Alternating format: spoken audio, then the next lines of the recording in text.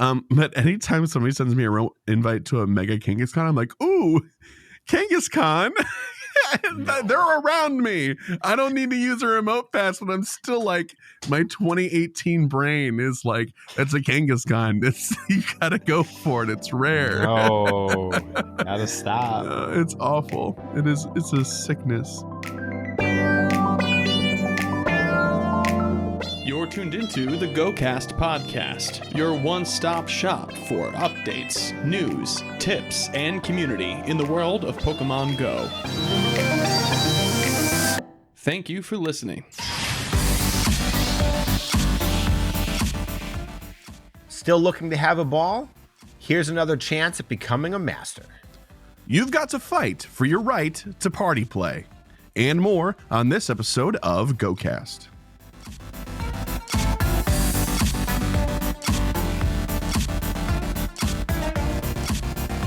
Hello and welcome to the GoCast podcast, episode 259. It's November 25th. It's a Saturday morning, bright and early. I see 3 digits on my clock, not yet 4, which means that neither Kyle nor I are happy to be vertical at this point. But I'm your host, Chris, and as always, I'm joined by my co-host, Kyle. Hiya. Hey, Kyle, this feels weird.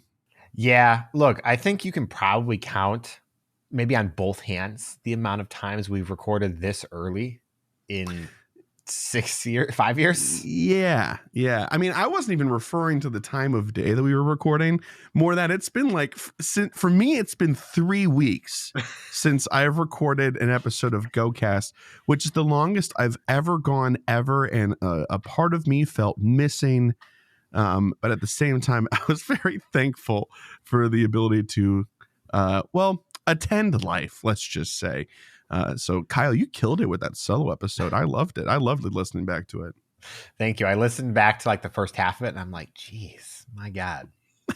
When will this guy stop talking? Oh, that said, November has been a strange month. Yeah. And it's over, everybody. It's over. What happened? Where did it go? I don't know. Poor November. This month had such promise, and it did deliver in several ways. But none of them were in Pokemon Go. It's been interesting. That's not fair. Let's talk really quick about goals in our previous weeks and things like that. I didn't set any goals. Kyle's the only one who did, so this is going to be a solo show for just a second again. So Mr. Kyle, Mega Garchomp Raid Day. Did you manage to do a few and I guess Mega a Garchomp? I did my 10 remote raid passes. I didn't invite anybody, but I still got like, I don't know, was 2,500 Mega Energy. So nice. Working on my 2 hundos now. So yeah. Nice. Great. The Fashion Week Collection Challenge. Can you even recall back that far? I remember doing it. I remember needing to catch a Fabsoul. Okay. With the glasses. So yeah, I did that. Sweet. Mega progress. Yeah, did that. I guess the Garchomp, including starting new Garchomp. Yeah, that definitely counts. And Buddy progress. No, I didn't do that. What? That's just no. It was right there. I know. I didn't do it. Okay. I'm sorry to hear that. But hey, you know what?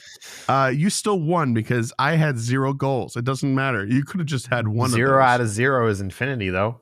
Yeah, but it also means I lost. I won and I lost in equal measure. So That's fine. Anyway, congratulations on your 3 out of 4. That's still quite good. That's a passing grade. So let's talk really quick about what happened the past like few weeks. So first of all, very sorry that we missed any weeks at all. We don't normally. I think in the past we've missed maybe 3 or 4 weeks total, something like that. I think there was 1 year at Christmas we couldn't make it work. One time I think I was off again for work, something like that. But we've never had it several weeks in a row. It's very kind of a strange situation for us. Hey. It was not in a row this time either. We alternated. We missed one because of me. Yeah. I recorded by myself. We missed one because of you. And now here we are. Okay, well, So I do like that patterns. That record is still alive. It feels nice when you phrase it like that. Okay, that's fine. That's fair enough. But I haven't been physically well for like 3 weeks, and I was out of town twice during that time, which exacerbated things and elongated my unwellness. So I apologize for us not recording. Kyle did his darndest and he delivered an episode. So that's great. But that is to say, it's been some time and we should probably just touch base really quick about things that have been happening in Pokemon Go and their events. And what better place to do that than by, I guess, hey, in the news section. Yo, what up? It's the news. Okay, so before we get started with new news, there's one half fresh, half stale piece of news that we are going to get to here. But let's see. We had Wooper Community Day. That's something we didn't talk about. Did have Wooper Community Day. And so having listened back to the solo show, you gave me such credit with that 30. Let me tell you, I got 21. Dang. 21. So no, I just factored us both out for that instead for the Wooper edit. dirty. Yeah, no, Wooper did me dirty, man. It's just and like 80% of them were the Paldean Wooper shiny, which is fine. I mean, that's fine. You probably already had regular Woopers, so yes, and a Hundo Clodsire. Oh my gosh. And then a rank 5 or 6 in Great League. I've been using him. He's great. Been absolutely wonderful. So how was your Wooper day? Did you have fun? It was fine. I didn't particularly play it too much. It was not really for me, so I let the plus take care of it while I went and did errands and also played some Monster Hunter. My man. Okay. Cool. Oh, by the way, really quick, Monster Hunter, there's a Black Diablos event going on right now, and it's everything Kyle could have wanted and more. I hate Diablos. It is 500 or so main series hours I have in that game is my most hated monster. Hate it. It's toughy. Toughy. It's great though because those horns break off, and we love that. Yeah, if you're using a hammer. Well, I'm using you can break sword. it with other weapons, but it's harder. Yeah. Chop off that tail, man. Lop that tail. The tail's too high. You got to get a bigger weapon. I don't know. I'm waiting for my new smaller weapon. But there's 2 of them. I know.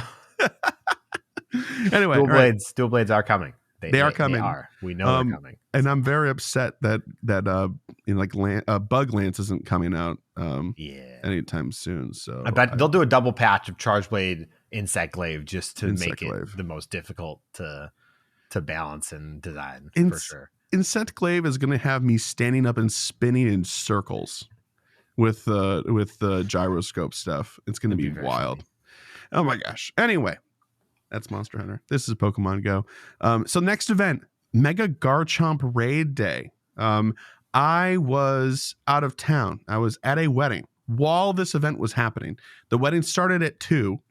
The same time the Garchomp raid hours started, or raid day started. I managed because of our friends over in Australia. Several of them sent me raids the day prior, so I was able to get those in before midnight. Thank you to those of you that sent me some of those raids. It was great to get that sort of like knocked out and not worried about. But then in between the wedding festivities, I was able to sneak in another like 5. So I got 2. Wow. Okay. Yeah, I got 2 shiny Garchomp. And I don't need them. They weren't great. I already have like my 3 hundos I've got to level making up. Sure it exists, you know? Yeah, it did exist. I saw it was rather rare, and I was like, dang, I only did like 12, and I got 2, so nice. I did not get one in the few that I did. So I was just curious. Sorry. Yeah. It's a bummer. But okay, the next event though, which was the Fashion Week event, I had the weirdest luck. I was in New Orleans during this time with a fever. but I was very blessed by the hotel we were at. Was heavy with spawns, lots of stops, and so I was able to play the event a little bit nonetheless. How did you do? Anything good? Did you get any shinies or no anything? Shinies? I honestly don't remember Fashion Week at all. Okay. But also it's not really an event for me, so it's fine. All right. The beanie on the Wooper is fantastic. It's great. It is probably like so good. Definitely top 10 costumes in Go. Mhm. It doesn't look nearly as good on Quagsire, but whatever. That's okay. That's okay. That's kind of like, the people that wore beanies in high school and they're like through their 20s when they try to keep wearing the beanies and at like 35, 45. It's kind of the same sort of thing, Yeah. If you're wearing a beanie and you're 35 right now, I'm not talking about you. You look great. No, he is talking about you. Take it off. I'm talking about wear a me. newsy hat instead. Wear a wear a paperboy cap instead. Just get it done. All right. So shinies for me, not so great. The only exception was Dunsparce Spotlight Hour the other day. I opened my game for 5 minutes, Kyle. 5 minutes. I caught 12. I got a shiny Dunsparce. But I'm not here to talk about that. I'm here to spread the good words about my hundo luck since Wooper Community Day and including Wooper Community Day. So I already mentioned the Clodsire, right? That day, my birthday, Niantic really, really went out for me here. 100% Genesect. Finally, I can replace my 98% Genesect with a hundo. Very happy about that. A hundo Solosis, a hundo Morlul, and then these two are from Fashion Week. Oh no. Beanie Wooper. Nice. And the Behatted Diglett, both hundos. Okay.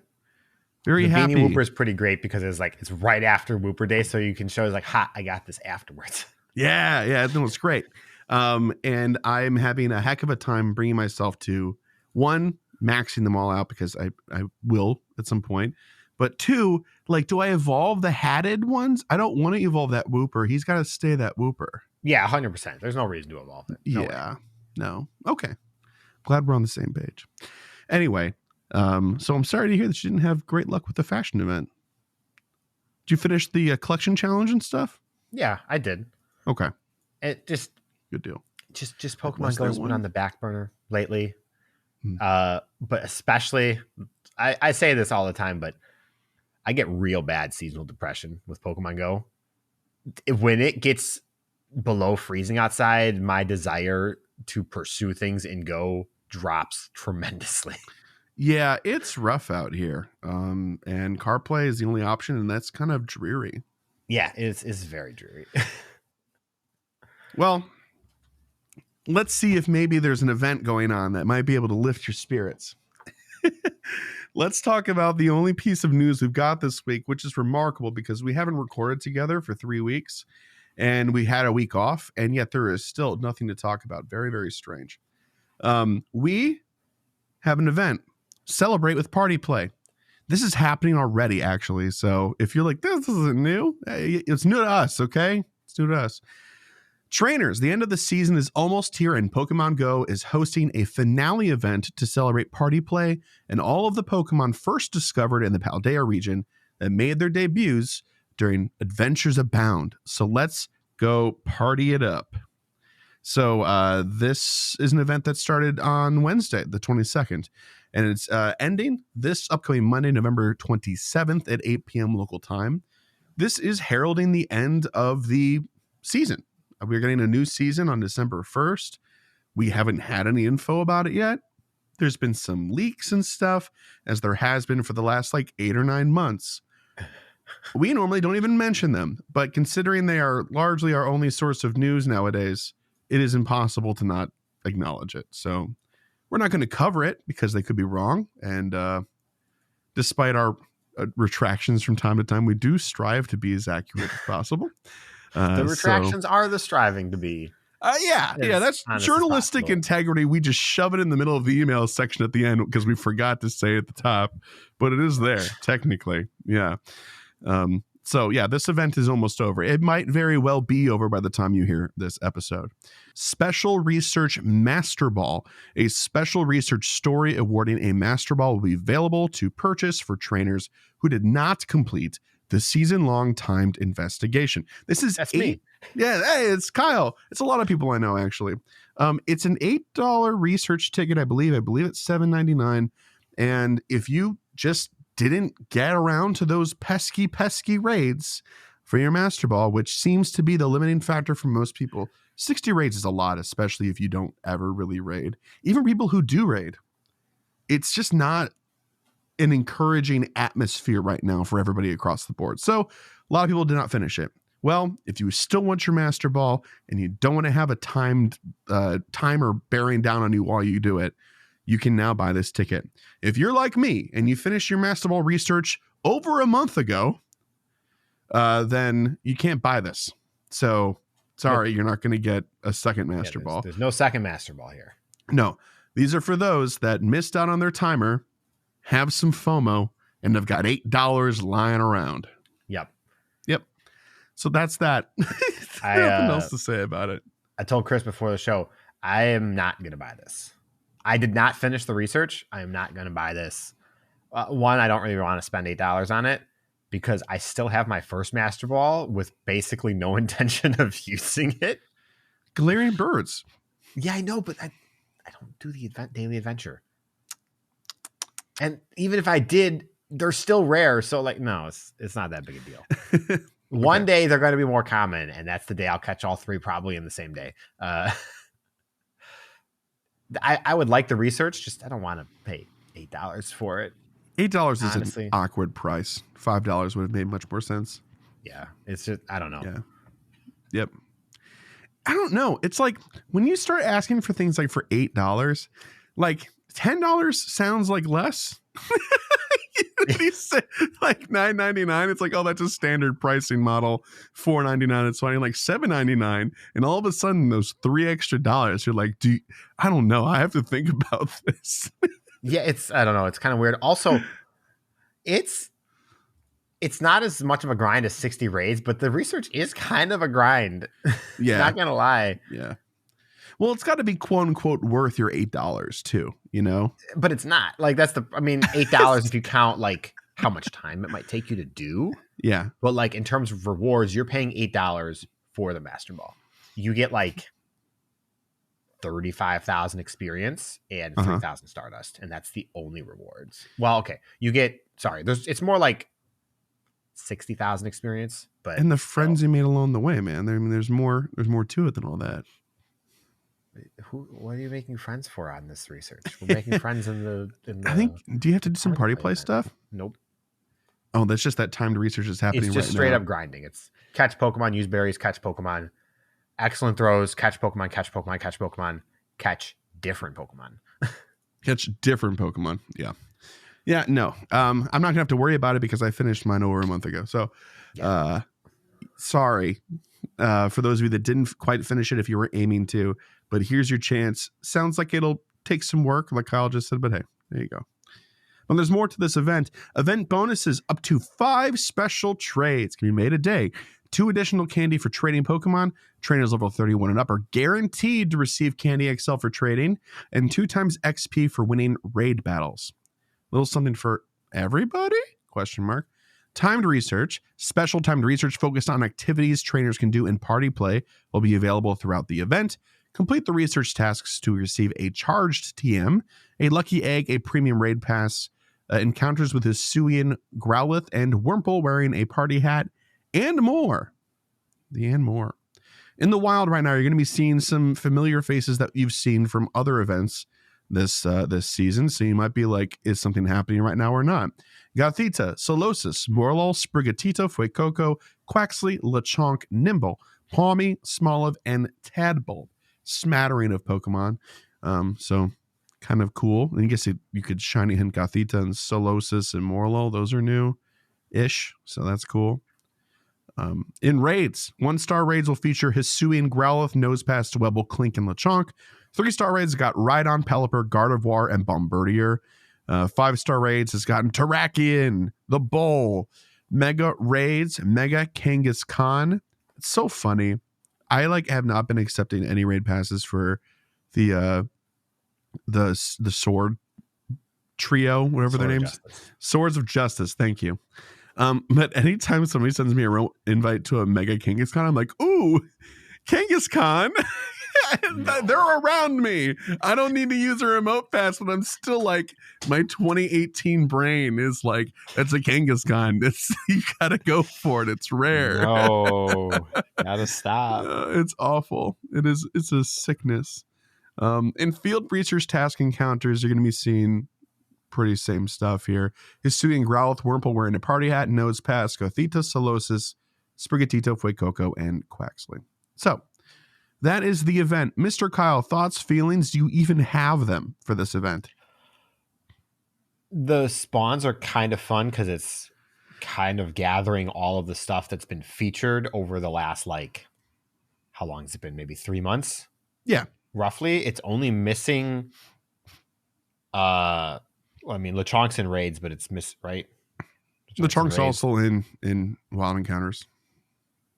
Is it? Oh, yeah. It is. Yeah. So, yeah. Okay. It's got everything then. It's got all the new and new shinies. So, yeah. Like, that's fun. It's very weird to see it packaged in a party play event when this definitely feels like it should be packaged as a season finale. Celebration, like finale, or like, because it's not like special, but it is very clearly a culmination. Right. Yeah. Which is cool. It's like, a tree topper. Yeah. That's fine. It's just there's nothing about party play here except that there is a limited time research to do party play stuff. Yeah. The text doesn't even say anything about party play outside of the title. Well, there's timed research. Yes, and that's where it is in the event. But yes, I don't know. It makes it sound like it's a party play event, and there's just one small part that most people probably will just be like about that includes party play. Yeah, it's kind of like, I don't want to say false advertisement, but it's definitely misleading because I feel like people are going to see the title of the event and be like, I don't want to take part, and just not even read it. Yeah. And they're just going to like maybe miss out. I mean, obviously, if they're still playing, they'll see the spawns and everything, but they'll miss out on the idea of the event. Yeah, and again, like I was just saying, like, you might not even notice that something is happening when this event is going on because it is just familiar stuff that we've been seeing. So if you're not like constantly checking up on events and stuff like that, if you're a very casual player and you just open up your phone every once in a while, like, oh, this is happening. Regular spawns. Cool. Yeah, I'll play for like 30 minutes and this happens to be during this event. That's great. Look, they all got hats on. Isn't that cute?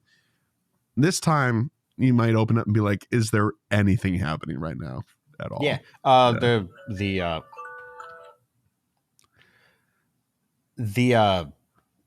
Wurmple with the hat, right? That's the reward for doing something. Like that's cool. Field research tasks, and it's in the timed research as well. Yeah, like that's cool, I suppose. Hey, Party Hat Wurmple is great. I do. I know. I love it. But like, yeah, that's the call out there. You have to do the research tasks for it. That's it. Gotta do the research tasks. So yeah, no, I'm not up or down on this event at all. To be super honest with you, I'm pretty middle of the road. It's just there.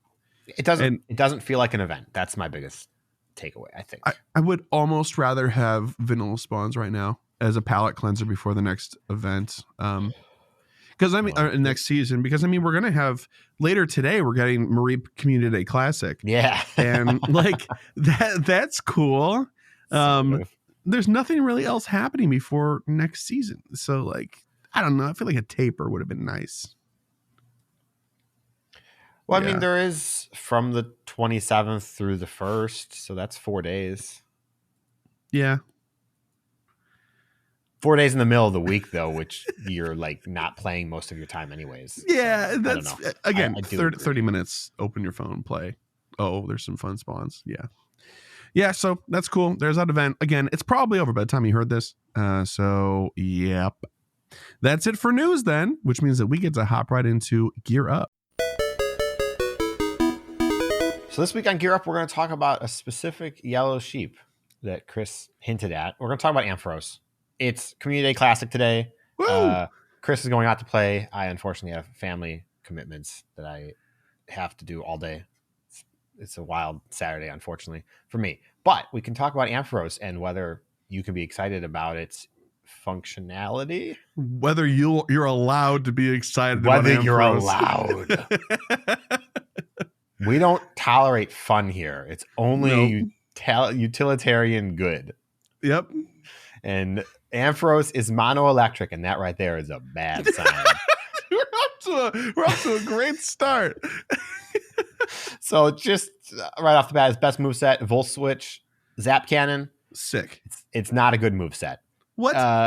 I didn't check the fast moves, but even like getting Wild Charge isn't actually better than Zap Cannon.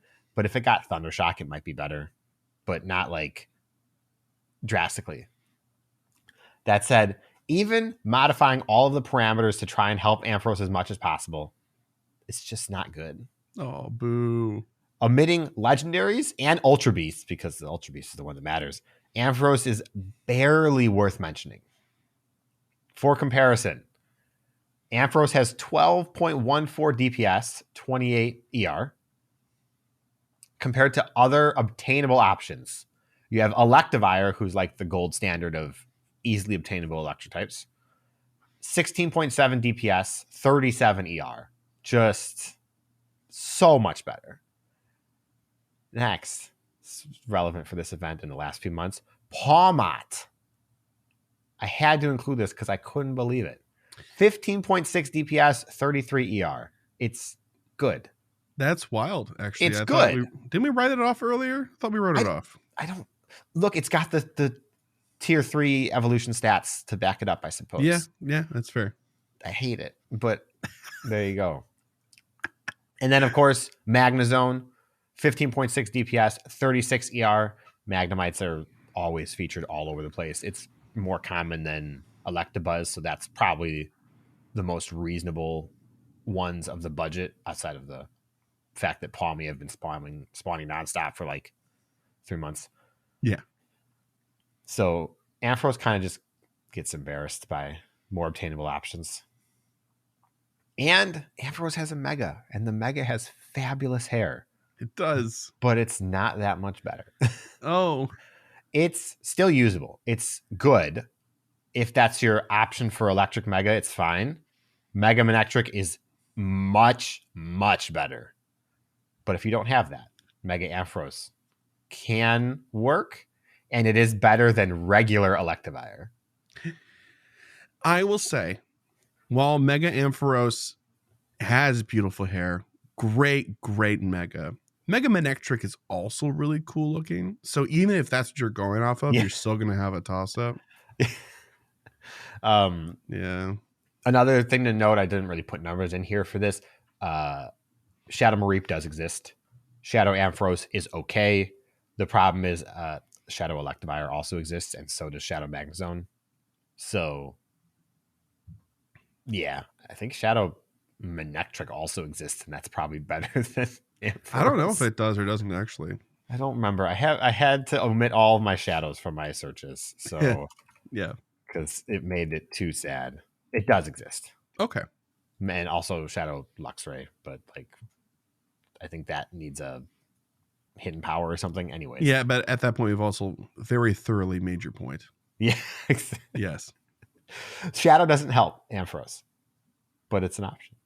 Lastly, just a comment on PvP, just some cursory looks at its performance and stuff. It's not good either. But the real takeaway, not whether it's not good or not, because sometimes people use Pokemon that are subpar because they want to, is that even if you want to use it, you don't want Dragon Pulse, the Community Day move on it. Ampharos has quite a spread of charge moves. So Dragon Pulse does not really help, even if you were to go all the way to like Master League, which I would not recommend doing with Ampharos. You still want a selection of other moves, and it's not worth listing. I've got an Ultra League Ampharos that was decent for a hot minute. I think you use I think it has a grass charge move that you use for Ultra League. Mine had Thunder Punch and Superpower or Focus Blast, one of those two. Yeah, you apparently the recommendation is Volt Switch, Brutal Swing, and Trailblaze. Oh, Trailblaze is new. It knows Brutal Swing. It knows Brutal Swing. What on earth? Okay. Yep. Wild. Well, I haven't used it in a while, so let me blow off the dust of that moveset. Trailblaze is just everywhere. My word. Well, that's Ampharos, everybody. Go get your cotton candy sheep and leave it that way. I'm still excited. You can't take that from me. That's fair. Also, I keep getting Mareep in Pokemon Sleep. Just keeps happening. I think it's a sign. Pokemon Sleep. That's a game. That it is a game. I have done every single night. I think I've missed one night since the game came out. One. I did my 28 days, and that was it. You did your court mandated 28 days, and you got your Snorlax, and you got out of there, man. Like, sorry, I'm done. And went back to doing cartwheels in your sleep. Yep, exactly. Okay. All right. Well, thank you for another great Gear Up segment. We're going to take a short little break here, and then we'll be right back with Pokelore and the rest of the show. Welcome back. It is Pokelore time, and this week we're going to be talking about Pokemon that has recently got it shiny. It's not new, but it got it shiny. It's kind of new. I don't know. Morelull and Shiinotic, the illuminating Pokemon. Morelull first. Morelull is a small white Pokemon similar to a mushroom. It is one of the shortest grass-type Pokemon. It has large black eyes with pale green half-circle markings on the outer sides. Small bumps ring the top of its head, similar to hair. Its head is much larger than its thin stem-like body. At the base, the stems split into 3 green roots that act as feet. These three large mushrooms, sprout from the center of its head. Each mushroom has a thin white stem and a darker ring of color around the base of the cap. The center and largest mushroom is light pink, while the other 2 mushrooms are smaller and a light purplish blue. At night, Morelull can make the spores filling its mushroom caps glow. Morelull likes damp, dark areas such as dense jungles, but changes locations every night to avoid depriving the plants in any one area of too many nutrients. Oh, that's so kind. In addition to locomotion, its roots are also used to communicate with other Morelull. When in danger, it scatters spores that burst into bright, glittering sparks. The pulsing light of the spores can induce drowsiness. It is rumored that once, when a group of Morelull were disturbed and all threw out their spores at once, a plane passing overhead suffered a near brush with disaster. That is horrendous. What? The caps on Morelull's head are a delicacy for Pokemon living in the forest and can grow back overnight. It's a little dark still. It's nice they grow back, but still weird. Shiinotic is a Pokemon that resembles a large mushroom. I gotta correct you here before we get too deep. Shiinotic. Like shiitake. Like shiitake. Oh, really? Yeah. I thought it was spelled the same way, 2 eyes. I thought it was Shiinotic. I think I did too, and then I realized one day I was like, wait, it's like the mushroom. Oh, okay. Well, I'm gonna just believe you wholesale and not even double check. I did Google. I googled it to see what the actual pronunciation was. So okay, well here we go. Retraction in live action right here. Shiinotic is a Pokemon that resembles a large mushroom. It has a slim white body similar to a stalk and a large purple mushroom cap on its head. It has black eyes with pale green half-circle markings on the outer sides and a thick black mouth. The ends of its long, thin arms split into 3 pale green filaments that act as fingers. The lower part of its body and stubby feet are covered in a fluffy pink substance. The mushroom cap on its head has a fluffy pink rim, pale green bumps on top, and a pale green gilled underside. This Pokemon lives in dark forests and competes with Parasect over territory. Their fights often leave the area coated in spores. In the anime, Shiinotic has been shown illuminating the spot and gills on its mushroom. This strange light can confuse people who enter its habitat, causing them to lose their way. Additionally, the flickering spore releases can cause drowsiness. It takes advantage of sleeping prey by sucking their energy through the tips of its arms. It can also transmit energy to weakened Shiinotic through the same method. Stats: max CP at 40 is 1861, and at 50 it's 2104. 155 stamina, 168 defense, and 154 attack. Leaves a very clear trail as to why we have such a terrible high combat power maximum. Best moveset, Astonish, with Seed Bomb and Moonblast. Well, You're not going to be using this Pokemon for anything. Nope. Unfortunately. Not in Go. No, not in Go. Even the page I was looking up was like Astonish ? So hey. You take that. It's a fairy, so maybe it's just one move balance away from maybe being relevant in Great League. You never know. It's one charm away. One charm away. Anything besides Astonish. Yeah, Tackle. I mean, I couldn't tell you that. Maybe does it even learn Tackle? It doesn't even learn Tackle. I don't know, man. What doesn't learn Tackle? You know, a lot of Pokemon actually don't learn Tackle. Yeah. All right. Anyway, that is Morlul and Shiinotic, and there we go. I'm gonna get comfortable saying it like that someday soon.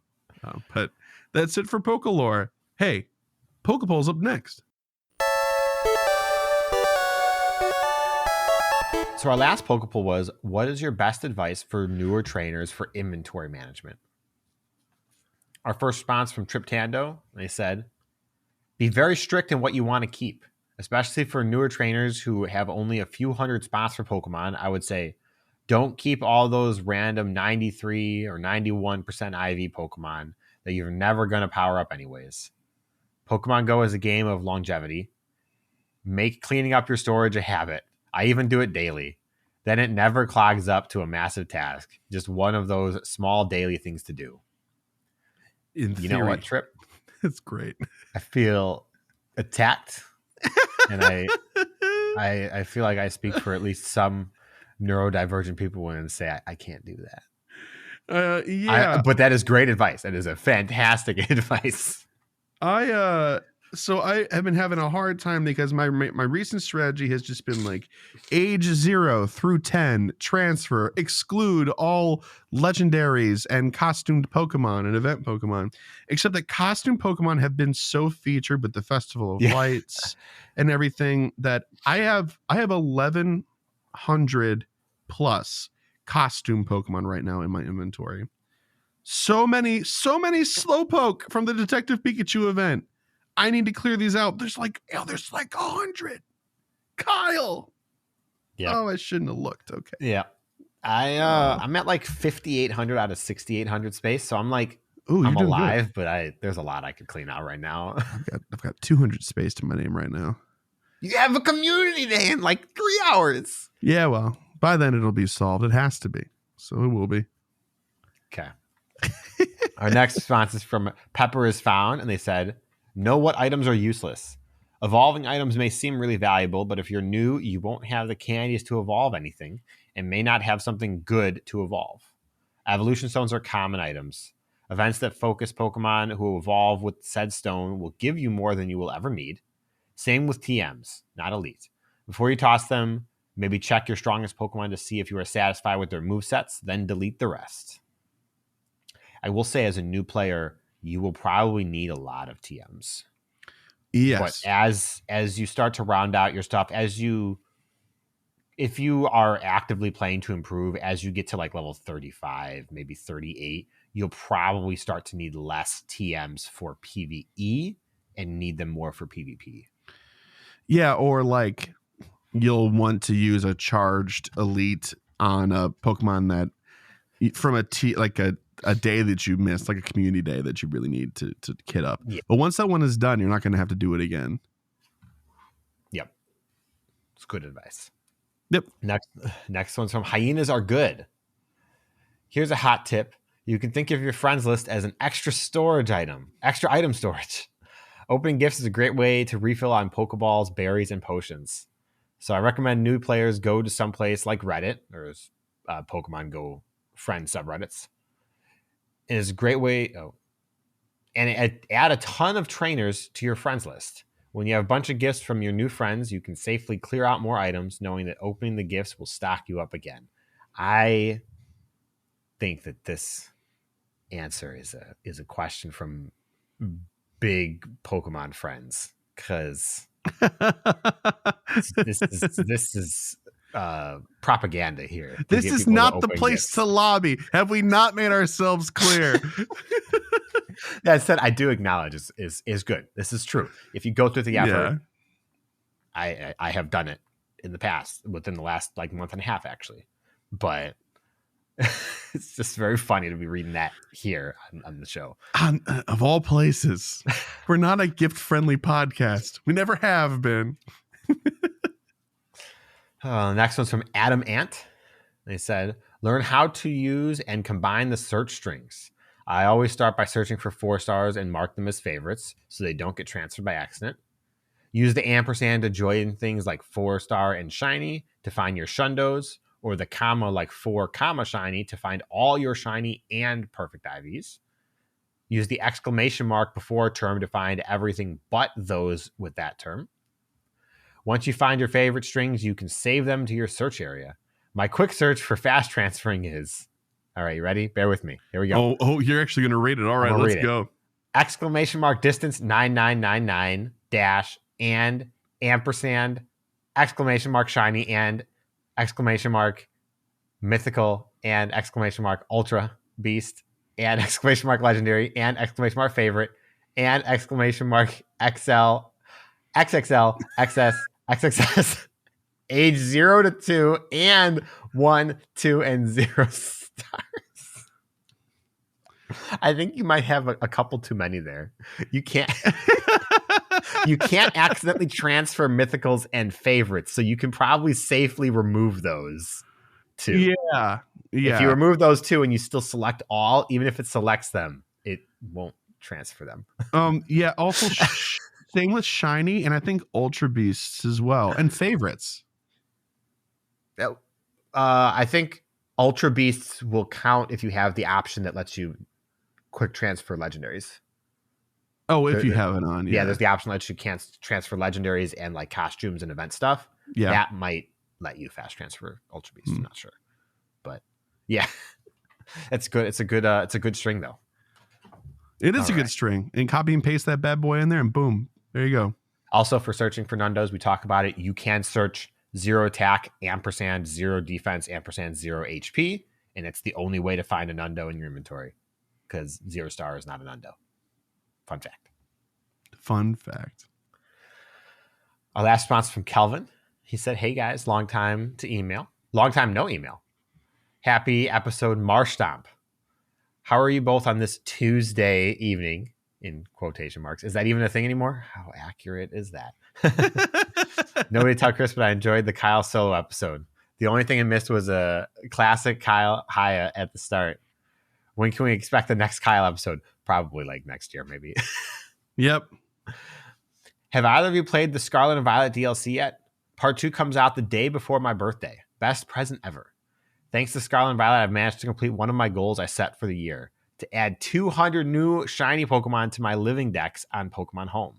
Currently sat at 939 different shinies, the most recent of which I nearly missed. I was out shopping on Saturday and clicked on a Morlul, didn't look, and then clicked run. Just saw it in time and had to run back because it had gone off my screen. Oh my God, I'd have a heart attack. I also have an answer for this week's Pokepoll regarding inventory management. The trick is to not catch feelings for anything you catch. If it's not 4-star, shiny, XXL, or XX small, then it goes in the bin for me. Sounds like you're catching feels. Who hurt you? Easy Which as that. hurt you? With the item bag, I stay at 50 max potions, 50 max revives. Other healing items go in the bin. All berries go in the bin except Golden Raz and Silver Panaps. But Golden Raz aren't allowed to go over 70. Oh my God, you 70. are a dictator. Yeah. Finally, rare candies all go into Larvesta at the moment. Only 54 candies to go. So you don't have any rare candy in your inventory? I don't know what that's like. I wonder what I don't know what it's like to not have just a huge stockpile of rare candy all the time. I need to look. It's been a while. So basically, Professor Willow needs to invest in some sort of recycling program because we can't have all of this going to landfill, can we? 833. I got it. Have like probably 200 or 300 if I had to guess. I could probably anyways, have a good one. Kel's Drink Custard, Resident Average Player, Yearly Goal Achiever, and Avid Recycler. Yeah, there we go. Sorry about the length of the email. Yeah, don't tell Chris, but I also enjoyed the solo Kyle episode. I have 900 rare candy right now. My man, you had more than me. I've probably got like 200, maybe 250. I thought I spent them on something. I guess 900. I forgot there's other 2 drawers I have filled with rare candy. 3 more pallets in a warehouse somewhere. XL. Oh, how many? 100. 100? Yeah. What? I got 82. How did you pull that far ahead of me? I did a lot of in-person Rayquazas for GoFest. Oh, yeah. Fair enough. Dang. Wow. Okay. Question about Scarlet and Violet DLC. Have you played it? Yeah, I beat it in like 2 days. It was great. I loved it. I haven't played it. It's not necessarily that I don't have any interest, but I really don't want to spend like the full price on it. It's way too expensive in my opinion for what it's providing. Get the double pack when it comes out. Yeah. But part 2 is looking good. Indigo Disc is looking really awesome. That terrarium area and stuff. From what I've seen, I'm hoping it's more substantial than the first one. Yeah. And that like, because it's kind of where the game is going to live for the next 18 months, because that's basically all there's going to be. Yeah. So like they did Dynamax Adventures in the Crown Tundra for the second DLC. And that was really good from all accounts. So they're gonna have like flying races and stuff that you can do on your riding Pokemon, and I assume they're gonna have some sort. They gave themselves all these different terrains and areas to do whatever they want with, essentially, which is cool.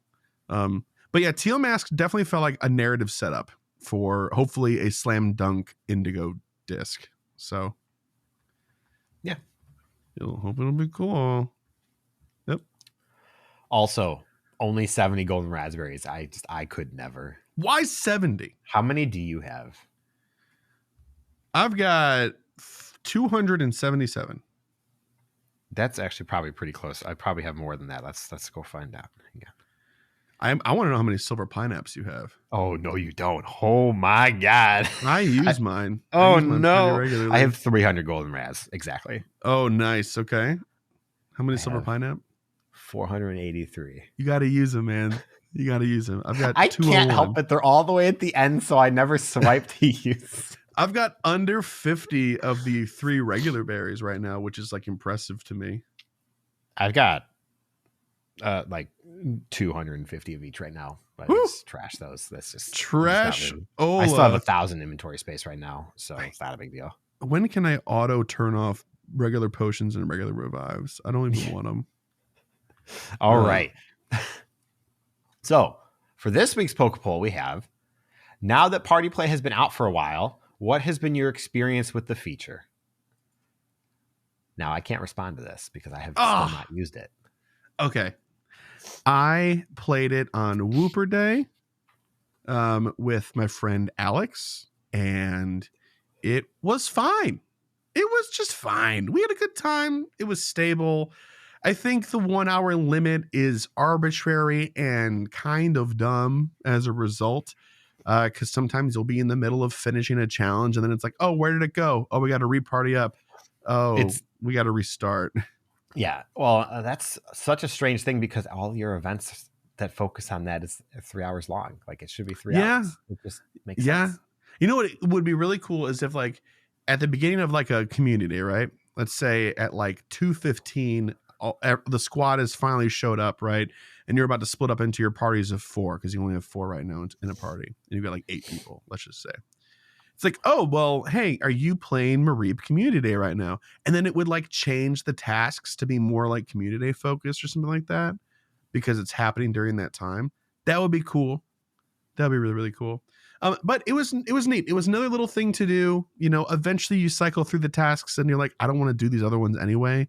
So maybe resetting isn't a bad idea. But like, let me have my agency over it. Don't make it just reset after an hour. Yeah. The rewards are like kind of barely worth it. Not even. Like I'm not gonna walk 2 kilometers for a pineapple berry. Jesus Christ. You know, like it's not that bad. I mean, a little bit hyperbolic, but it's close enough. You get the idea. But the feature worked great, and since then they've actually added people are able to do routes now while they're in parties, which was not the case at launch, and that was weird. Good. So now it makes more sense. So from the outside, from having not used it, because I don't have anyone like immediately around me, I have to say it's a positive because it's something you can do if you are already out with a group of friends, like you're out for community day.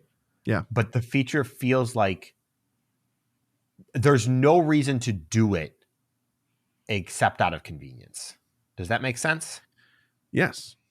Like, you're not going to go out for an hour and go do party play today. Well, you might today because actually it's community day. It's a terrible example. But let's say you go play tomorrow. Yeah. You go play tomorrow. You're like, I'm going to go play Pokemon Go for an hour. You're not going to go party play for an hour because why would you go through that effort?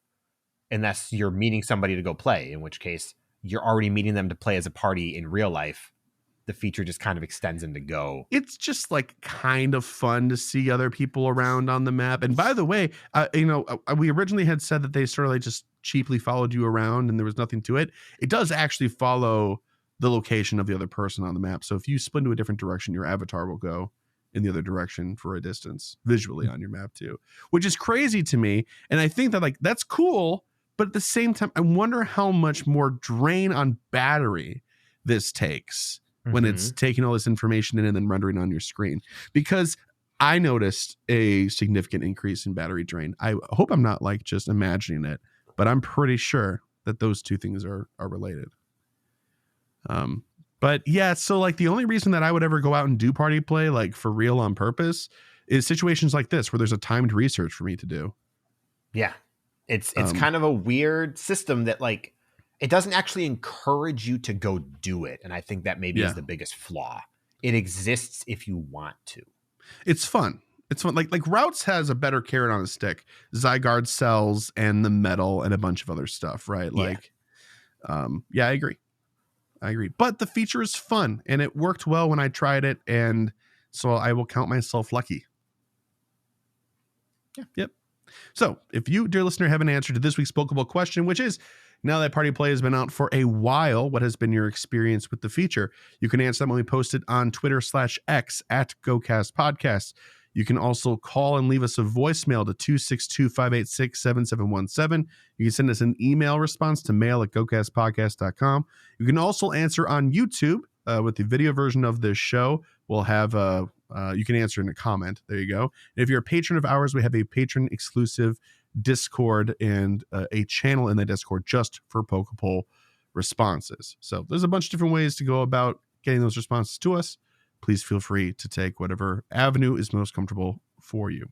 But speaking of emails/voicemails, Mr. Kyle, it's that time again, but I don't know what time it is. It's time for emails. Oh, that's right. And not a single voicemail this week. We've got a few emails, though. We're playing a little bit of catch up here. This first one is from Baby Evie.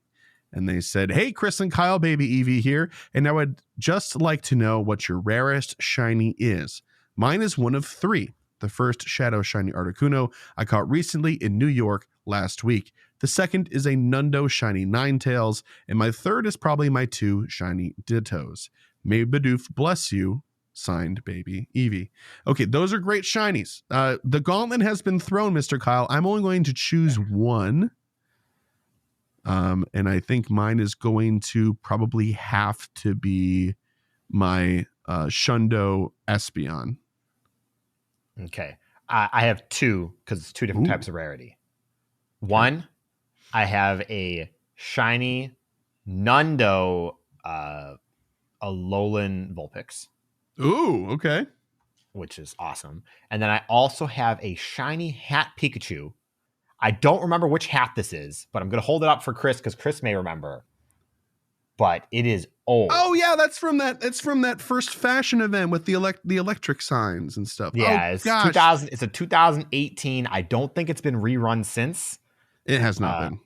And it's got it's like a hat with a circle with like 2 lightning bolts that are kind of at like a kiltered angle. And I'm pretty sure that is pretty rare. So yeah, what was the name of that company? I'm sure that there's like a resource. that has all of them. Okay, I found it. You did? Okay. Streetwear collection. Hang on. Streetwear designer Hiroshi Fujiwara. Okay. Called Gotcha. Thunderbolt Project, including Yes. a real life version of the hat that Pikachu is wearing. Yep. It was cool stuff. I really liked it. Very, very cool. But yeah, thank you for the question, Baby Evie, and the email. Appreciate it. Next email is from Captain Yours Truly. And they said, "Hi guys, missed the podcast last week. Hope you all are doing well. Kyle's solo podcast was very entertaining. Thanks for holding down the fort." Thank you. Appreciate it. Quick question for everyone now that winter's approaching. What indoor venues does everyone use for pogo events in cold weather? My pogo group is trying to find something other than malls. We live in the mid-Atlantic area, so November through March are uncomfortable weather. We would love to wander around areas with more interesting scenery or less people than malls in December. Looking forward to seeing the creative ideas everyone has. Shiny vibes all, and stay warm. Can't wait for the next episode. Sincerely, Captain Yours Truly.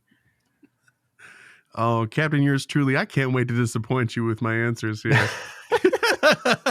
Because let me tell you, the best places to play indoors during the winter, they're malls. Yeah, they really are. Like, so if you have another answer, I'd love to hear it. I'd love to hear about what indoor places exist in your community.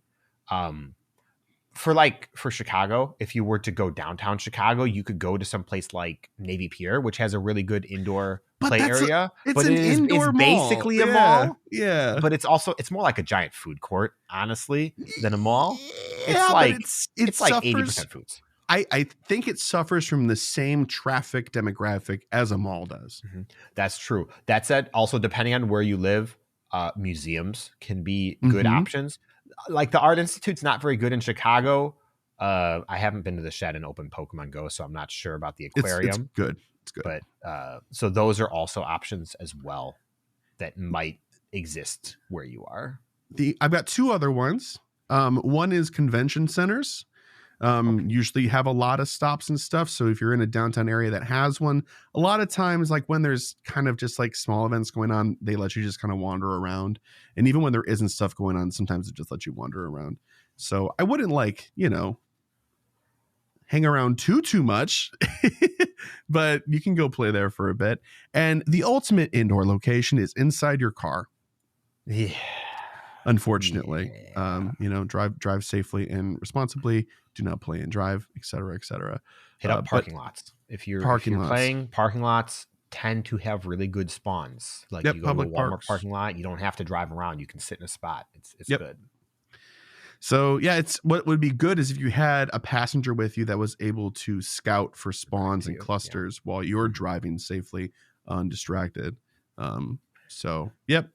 We have honed in on my difficulty of the time. You are not alone. The Midwest feels you, and I feel you too. Yep.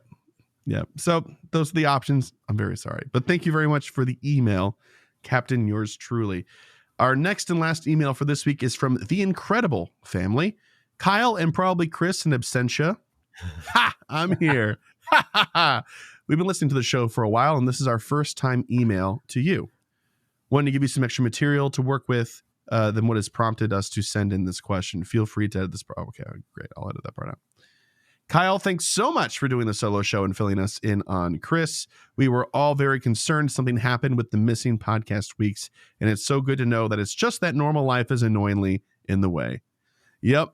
I also couldn't breathe for 2 weeks. It is awful. Also, you did a great job. If we and our family can convince you to do it again for us this week, we're all in. Oh, Kyle, you've got a burgeoning podcasting career on your own. Boy, we missed your Pooh and Eeyore banter together, though. I think that's the first time we've been described as that, and that's a good one. It's good. A good one. Yeah. Though we'll let you speculate as to whom is whom. Ha ha. I think that's pretty straightforward. So we hope Chris can get back before the holidays. But otherwise, thank you for the solo. You're doing great. Your podcast is an important part of our week together. All right, so now we got a numbered list here. 1, for us, post-episode 180 listeners, that's about when we got into Pokemon Go and immediately started listening to you. Can you fill us in without too many details? Can you tell us what to do or what you guys do occupation-wise when you're not Pokemoning and monster hunting? All right, so let's pause there. Kyle, what do you do? Who are you? Who am I? I ask myself that at least once a week. I work at Starbucks. I'm a supervisor with working on becoming a manager if Starbucks ever wants to work with me on that one. And if they were smart, they would. Yeah. Yep. That's my opinion. He didn't say that opinion. It's my opinion. I am a mixed media project manager for a very small company. There's like 5 of us in the company. So, get to do a bunch of different stuff. And it just so happens that most of our clients all have their annual assemblies and meetings at the same time of year. So that's why I've been gone for like 2.5 weeks doing that. So, there's that. Next, another question we have is that lately in raids, ever since GoFest maybe, raids have gotten highly annoying in that it's far more difficult to catch your first critter. The kids with their developing lower powered accounts have an even harder time. I haven't noticed this trend. I've noticed that I have had less patience for catching Pokemon, but I just thought that was me. Has there been an increase in difficulty? I legitimately have done so few raids. I cannot give you a sample size here. Yeah, I don't know. Sometimes it really is just about like game feel can really sort of like affect your attitude towards things like that. Like the odds could be the same, but when you're really happy with how the game is going, it's not too bad. You don't care. It's fine. But when you're like, man, remote raid pass limits, you're like, dang, I can't catch anything. Like, yeah. Oh, there's a little more here you want to read maybe before we keep giving our response. But gotcha. Okay. We're at level 43, me, Bob, level 41, Mrs. Incredible, level 34, Dash, level 33, Violet, and level 31, Jackie Jaquette. I love that. This seems patently unfair on Niantic's part, given that the price of the raid passes has gone way up. But we're all experiencing it, and nobody seems to be talking about it on Reddit. And we're just wondering, we're not imagining this, are we? Your thoughts on your experience with the raid changes might help us from going insane. And hey, Niantic, there's little kids here trying to keep up that we want to have the interest to play with us old people. Don't be scaring them off from wasted raids, you big meanies. Not all of us are money whales for you. Thanks, and we'll go sign up for your Patreon, Mr. Mrs. Incredible and family. Well, thank you in advance. Yeah, that there is something to be said about that, about the price of raid passes going up and then taking a look at the odds of successfully catching that Pokemon. But there is an argument. We've had this conversation on the show before about what are you really paying for when you get a raid pass? Are you paying for an opportunity to catch the Pokemon, or is it the rewards that you get for it, or is it the rewards and just a small chance? Like, it's complicated. It shouldn't be complicated, but it is. It should not be complicated, yes. And I think what Chris was saying or about to say earlier is a pretty big factor in how you're feeling about playing is going to be a big factor, because if you're really positive, if you're having a great time, if you're doing things you enjoy doing, the fact that the Mewtwo broke out of 18 Premier Balls and ran away, it's not even going to register in your brain that it's a problem or that it feels bad, because the game is good. And then if you maybe have some underlying thoughts about the current state of the game, if you're still tainted about the remote raid pass changes, that's going to make every single raid feel worse. So I can't comment on if raids have been harder to catch lately, at least myself personally. I haven't seen any discussion about it, so I'm not sure. Yeah. But there definitely is a mental aspect to it. And our, human brain is very funny in that way. Likes to remember only the bad. Yeah. Well, trying to protect you. Yeah. That said, if you start taking detailed spreadsheet of every ball that you throw against a raid, now I'm paying attention. You could have a discussion. You could. And if we could somehow excellence visualize versus it. how many, nice throws or whatever. I want a pie chart. That's what I really want. Yeah, and honestly, like I have been doing some minor rating, not what I used to do, not even close. I've stagnated down to maybe one raid a day or half a raid a day on average. And I can tell you I haven't noticed an increase in difficulty, just an increase in my own dislike for raiding now because of the situation around and how much remote raid passes are. So, I mean, that's my perspective. And I haven't heard too many other people talk about it, but I've been surrounded by like a lot of newer players as of late. Like my buddy Alex is trying to really get into the game like in a bigger way now. And so that's just not the body of knowledge from gameplay earlier is not there to have that sort of comparative conversation, I suppose. But yeah, thank you very, very much for your email, the incredible family and everybody else that sent in emails. So if you, dear listener, would like to send us an email just like these fine folks did, you can by sending it to mail@gocastpodcast.com. You can also call and leave a voicemail. We'll play it on the show, 262-586-7717. If you'd like to get the spelling on all of that or see all of our other stuff, GoCast related, go to our website, gocastpodcast.com. Follow us on Twitter @GoCastPodcast.com. Help support our show monetarily for as little as $1 a month at Patreon. That's patreon.com/GoCastPodcast. You get access to the Discord server and other cool stuff. So there's other tiers too, but the number one, $1, that's the one. And speaking of our patrons, shout out to our Elite Trainer tier patrons. Big thank you to Bo, Daniel, Lori, Michael, Ozzy, Arkham, Marvin, and Mimi, Sforza, Sui, and Ryan Thayer, Jason, Justin, Charles, Lees, Modders, William, Brandon, Ethan, Steven, Nick, Kelvin, our favorite listener, Drew 2, Camo, The Ugly Rock, Jacob, Victoria, and Sarah Lore. Oh, I had to go back and pick up some no name left behind, man. Thank you very much to all of our Elite Trainer tier patrons for helping us keep the digital lights on, among other things. But if monetary support is not in the cards for you, you can, of course, leave us a review for free on platforms that take reviews. Please do. It helps us out a million times over. I really cannot stress that enough. But before we get out of here, Mr. Kyle, let's set some goals. Okay. It looks like you've already got yours set, so why don't you go ahead and share those? I've got some very simple ones just for playing the game because it's that time of year. I'm going to do buddy progress. I swear to God, I'm going to do buddy progress. I swear. Okay. I want to do my weekly streaks because I'm pretty sure I haven't done 7 days in a row in like streaks a month. Yeah. And I'm going to open more gifts. Probably not send them, but I will open them. Okay. We'll take what we can get. All right. For myself, 20 Shiny Marie. Let's see how it goes. Clean up my Pokemon storage. I'd like to get to 1,000 free spaces again. My stress level's at an all-time high with that. 200,000 Stardust and 25 rounds of GBL since it will be a new season here soon. So yep. It's Great League again. Catch Cup was awful. I really tried and I just could not. I just did not like it. So that's it. Thanks so much for listening all the way through, everybody. We will see you next week. If all things go according to plan, for episode 260. Until then, shiny vibes, all that good stuff. Bye-bye. Bye.